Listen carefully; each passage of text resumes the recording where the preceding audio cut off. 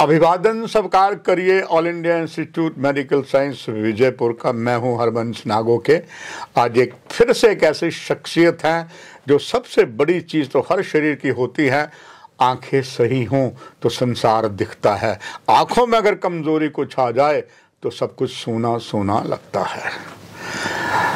AIIMS के सर्वा professor doctor शक्ति गुप्ता की खासियत तो बहुत है। खासियत एक ये भी है, यहाँ पर हर तरीके का जो इलाज हो रहा है उससे ज़्यादा आप सभी को शिक्षा देने के लिए यहाँ के योग्य डॉक्टर जहाँ बहुत से ऑपरेशन करते हैं, इलाज करते हैं, आपको चंगा करते हैं, साथ ही साथ क्योंकि ये all India institute medical science है, आपको शिक्षा भी देती है। इसलिए एम्स के सोशल मीडिया में आज नेत्र विभाग के सर्वा डॉक्टर नितिन कुमार जी हैं, जो बहुत अनुभव रखते हैं और बहुत से मिथ हमारे पास हैं। डॉक्टर साहब, बहुत धन्यवाद आपका स्वागत करते हुए। डॉक्टर नितिन जी, ये जानना चाहेंगे, अक्सर हम एक भाषा होती है काला मोतिया सफ़ेद मोतिया, ये कॉमन से नेम है उत्तर भारत में कई और जगह, पर वास्तव में ये इसको जो आपकी भाषा मेडिकल की भाषा है रेटिना क्या है, वो सारा दर्शक जानना चाहेंगे आपसे। जी बिल्कुल, जैसे कि आपने बोला, मोस्टली जब भी हमारे पास पेशेंट आते हैं उनको ऐसा लगता है कि या तो मेरे लेंस में ही कुछ प्रॉब्लम है या मुझे काला मोतिया है। और बहुत कम लोगों को ये नॉलेज होता है कि आँख के पीछे जो सबसे पीछे की लेयर है, जिसको अभी आपने बोला रेटिना, या कॉमन लैंग्वेज में, कॉमन भाषा में उसको बोलते हैं हम आँख का पर्दा, वो कितना इम्पोर्टेंट है उसका इतना नॉलेज नहीं होता है। तो जो आँख का पर्दा है ये बिल्कुल एक रील की तरह है। जैसे हमारा पुराना कैमरा होता था जिसमें पीछे रील होती थी और उस पर इमेज बनती है तो ही वो फोटो बनता था। तो वैसे ही जो हमारे जो भी लाइट आँख के अंदर जाती है लेंस के थ्रू गुजरती हुई, जब वो हमारे पर्दे के ऊपर, रेटिना के ऊपर डलती है तो ही उसकी इमेज हमारे को दिखाई देती है। तो इसके लिए, इसलिए इसकी बहुत ज़्यादा इम्पोर्टेंस है। और जो इनकी विभिन्न बीमारियां हैं रेटिना की, उनके बारे में भी पेशेंट्स को थोड़ा पता होना चाहिए कि क्या क्या बीमारियां इसकी हो सकती हैं। और अकॉर्डिंगली जब उनको इसके बारे में पता होगा कि ऐसा भी कोई टिश्यू है आँख के पीछे, तो वो ज़्यादा अपनी आँख के जो हेल्थ है उसके बारे में ज़्यादा जागरूक होंगे। तो इसलिए इसके लिए काफ़ी इम्पोर्टेंस है रेटिना की, और इसकी बीमारियों के बारे में जानने का भी काफ़ी रोल है। डॉक्टर साहब, बहुत सी नई कुछ अलग अलग बीमारियां होती जो वास्तव में इस पर बहुत घातक होती हैं, आम लोगों को पता नहीं होता। वो सवाल पर जाने से पहले आपसे ये जानना चाहूँगा दर्शकों के लिए डॉक्टर नितिन जी, कि जो कौन कौन सी सर्जरी जो है रेटिना में होती है, एक ही सर्जरी होती है या कुछ अलग अलग सी सर्जरियाँ होती हैं? देखिए, जो एक फील्ड है जिसको विट्रोरेटिना बोलते हैं, ये बहुत ही एडवांस्ड फील्ड है। One of the most complex और एडवांस्ड फील्ड्स है। जो हमारी ऑफ्थल्मोलॉजी आई का जो स्टडी है उसमें ये बहुत ही एडवांस हो गया हुआ है। अब इसमें मल्टीपल सर्जरीज का जो होता है करनी पड़ सकती हैं। जैसे कि आँख के अंदर खून आ जाता है, अगर कॉमन लैंग्वेज में बोलें हम, पेशेंट्स बोलते हैं कि उनको एकदम धुंधला दिखाई देना शुरू हो गया, आँख के अंदर खून आ गया, उसकी सर्जरी करनी पड़ती है।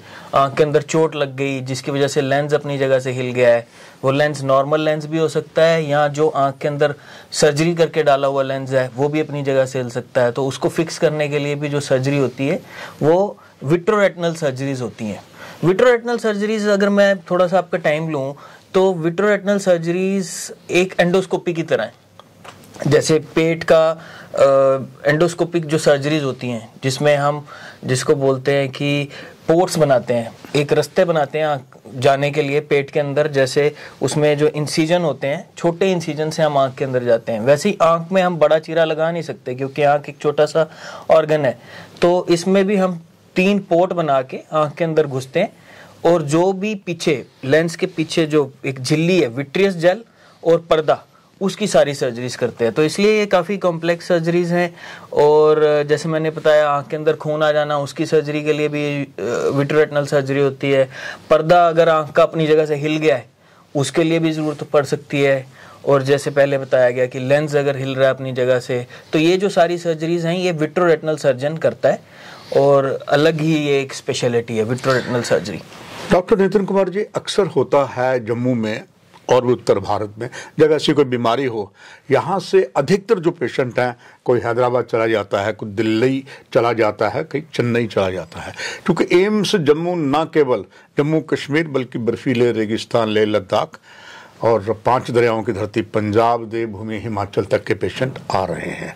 उन सभी के लिए जानना चाहूँगा, क्या अब सारी उपलब्धि, सारी machinery doctor Nitin ji AIIMS में है आपके अंडर कमांड में? और क्योंकि सर्वा यहाँ पर डॉक्टर शक्ति गुप्ता जी हैं, दर्शक इसके लिए बड़े उत्सुक हो गए जानने के लिए। बिल्कुल, पहले ये जो सर्जरीज थी उतना कॉमनली परफॉर्म नहीं हो रही थी हमारे रीजन में, बट जैसे आपने बताया सर की गाइडेंस में हमने जो इसके लिए स्पेशल जो मशीन चाहिए होती है, जिसको हम विट्रेक्टमी मशीन बोलते हैं, वो प्रोक्योर की हुई है। तो वो हमारे ऑपरेशन थिएटर में लगी हुई है। तो ये जो सर्जरीज के लिए, जैसे आपने पहले बताया, लोगों को दूर जाना पड़ता था, बिल्कुल, तो वो अब हम यहीं पे कर पा रहे हैं। इनफैक्ट हमने कुछ सर्जरीज यहाँ पे जो शुरू भी कर दी हैं और they have been successful also.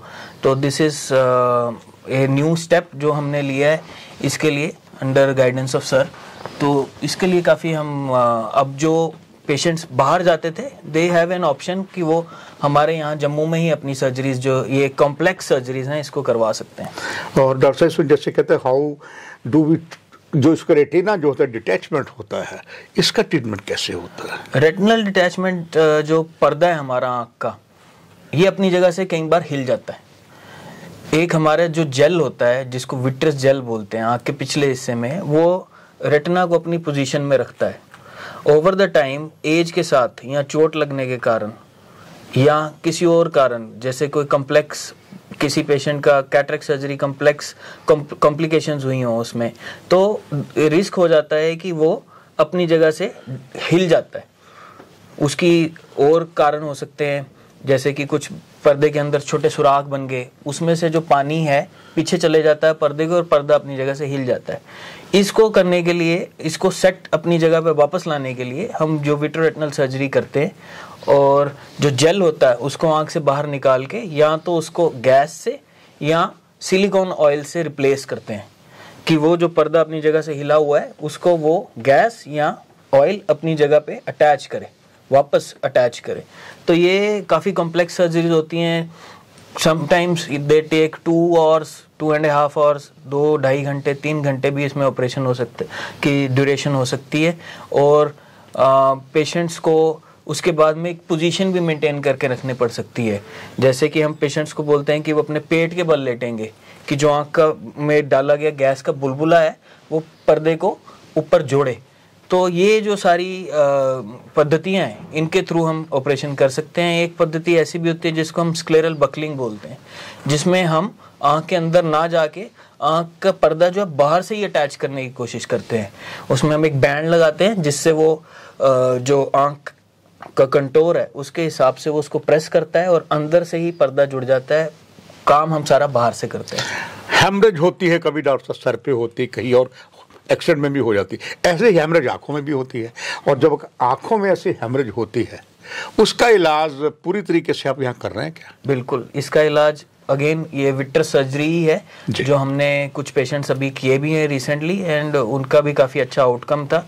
इसी पद्धति से आँख के अंदर जाके जो विट्रस है, जिसके अंदर के खून जम जाता है, उसको निकाल देते हैं। जब विट्रस को निकाल देंगे तो जो पीछे पर्दा है अगर वो बिल्कुल ठीक है तो पेशेंट को दिखना शुरू हो जाएगा वापस। डॉक्टर नितिन जी, अक्सर कहा जाता है कि डायबिटीज एक ऐसी चुपचाप साइलेंस किलर है और आंखों पर बहुत असर करती है, और अगर डायबिटीज होती है तो आप इसको किस तरीके से डायबिटीज से पेशेंट को बचाने के लिए, उसे बाहर निकालने के लिए, आंख में जो घातक बीमारी है उसको ठीक करते हैं? हाँ, भारत में जो है अभी डायबिटिक कैपिटल है पूरे दुनिया का। हर तीसरे बंदे को शुगर है, और उसके कारण कई बार पीछे खून की नई नसें बन जाती हैं जो ब्लीड कर जाती हैं।